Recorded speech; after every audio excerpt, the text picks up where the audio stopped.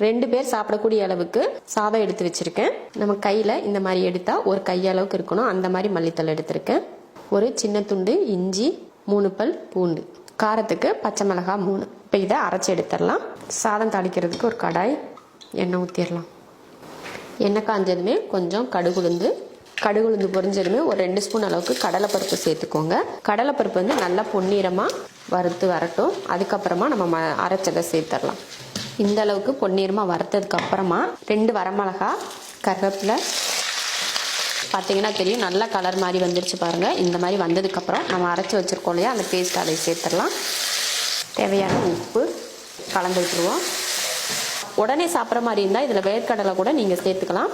லஞ்சுக்கெல்லாம் கொடுத்து விட்ற மாதிரி இருந்துச்சுன்னா வேர்க்கடலை போட்டிங்கன்னா மதியம் சாப்பிட்றதுக்குள்ளே அந்த வேர்க்கடலை இதெல்லாம் ஊறி போய் அது சாப்பிட்ற டேஸ்ட்டே நல்லா இருக்காது. அதனால தான் நான் வேர்க்கடலை இதில் சேர்த்துக்கல.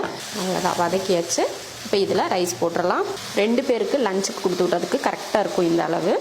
அடுப்பை சிம்மில் வச்சுட்டு கலந்துக்கோங்க. ஹை ஃப்ளேமில் வச்சு கலந்திங்கன்னா வரன்னு போயிடும், அடி பிடிக்கும். அதனால் அடுப்பை சிம்மில் வச்சுக்கோங்க. இது போல் நல்லா கலந்து விட்டுட்டு இப்போ ஸ்டவ் ஆஃப் பண்ணிக்கலாம். ஆஃப் பண்ணியாச்சு. சூப்பரான ஒரு மல்லித்தலை சாதம் ரெடி ஆயிடுச்சு. கரெக்டாக பாருங்கள், 2 பேர் தாராளமாக சாப்பிடக்கூடிய அளவுக்கு நம்ம வந்து மல்லித்தலை சாதம் பண்ணியிருக்கோம். இது போல் நீங்களும் மல்லித்தலையில் சாதம் பண்ணிவிட்டு எப்படி இருக்குன்னு சொல்லிட்டு கமெண்ட்டில் சொல்லுங்கள்.